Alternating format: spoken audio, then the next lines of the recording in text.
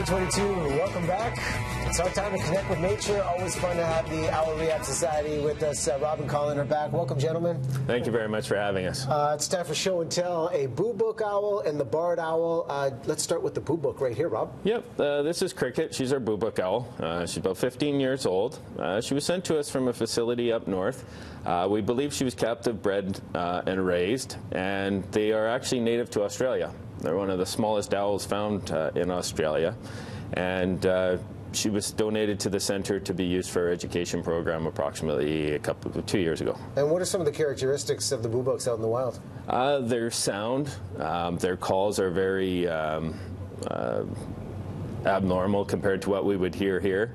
Their main diet is small birds, small mammals, and they are there is quite a few in Australia naturally occurring. And is there a big threat for the species? Rodenticides is a big threat to these guys, like it is all over the world, basically. Okay. And what I love about today is both birds side by side. Usually we have to do one after the other, but Colin's got the barred owl. Tell us about this one here. This is Pokey, and he's been a wing amputee. He's missing part of his left wing. He's been part of our education program for about 12 years now. And Pokey is like fixated on Colin's eyes. Yeah, Colin, can you try and turn Pokey so we can get a look at the beautiful face here? Pokey's having a little bit of a snooze. Oh, there. Oh, there you go. Just sleepy eyes. Look at this bird. Yeah, so characteristics, of Pokey out in the wild. Barred owls, they're quite common, especially in the local area. You can tell they're barred owls by their color and the barring on their chests and their black eyes. Tells us they're a barred owl, and they eat everything from squirrels to baby skunks to rats to birds, pretty well anything and everything they can get a hold of. And is this normal demeanor with these sleepy eyes with the barred owl? Barred owls normally are quite a docile animal, even in the wild. They tend to do more sleeping, especially during the day, which it is now. So it's my kind of bird. That's right. My kind of bird. You've got some photos of other baby raptors over at the society. Tell us about these birds here. Yeah, that's right. Currently we have 4 baby barred owls. That's our foster parent Daisy, who's currently taking care of 2 in that picture. This year, her and Oliver have been doing about 5 birds, baby bards this year. And that's, believe it or not, a baby barn owl. That barn owl is only about a week old.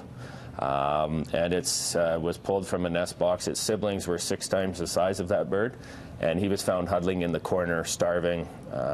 Basically, he was one that wasn't meant to make it. When they're that young, what type of treatment do you need? A lot of feeding, like certain feeding, as well as warmth. Warmth is very crucial because they don't have the down or the warmth that most young birds do at that age. So it's critical for heat and food. And the last picture we saw there was a baby merlin, and we currently have 6 of those guys in right now.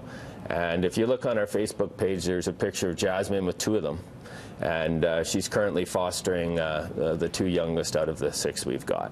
Wow. Yeah.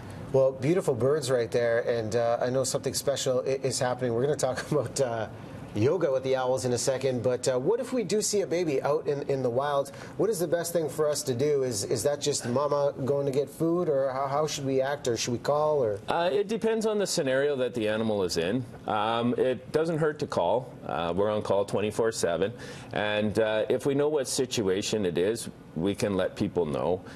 If they're really, really young, unable to climb, unable to fly, then they're basically just going to be sitting there on the ground, and the possibility of getting predated on is quite high. In which case, people would call and we'd ask them to box it, and then we would our volunteers, which are great, would retrieve the bird, and then we bring it to the center to foster. As the birds get older, they do fledge and start to come to the ground, but they usually have the ability to get back up. Yeah. If they can get back in the trees, that's great, or even if we can get them back in the trees, that's great. But any babies or orphans that are in dire straits, us at the center, we're set up both training as well as our foster parents, to raise these young ones to get them back to the wild where they are living free and wild. Well, so many great things to learn. I appreciate you both bringing these birds on for us to enjoy. And owl yoga, this is a thing. It's gaining popularity. When is it happening? How can people get involved? July 21st and August 6th. And there'll be yoga in front of our education birds. We've got an instructor, Sylvia, who will be doing it. And it's fun time. And you get to see the birds at the same time as you're doing it. Well, if we've got Pokey's energy right here, I think we're going to be A-OK. Gentlemen, thanks so much for coming by. Thank you very much for having us. We'll take a break right now.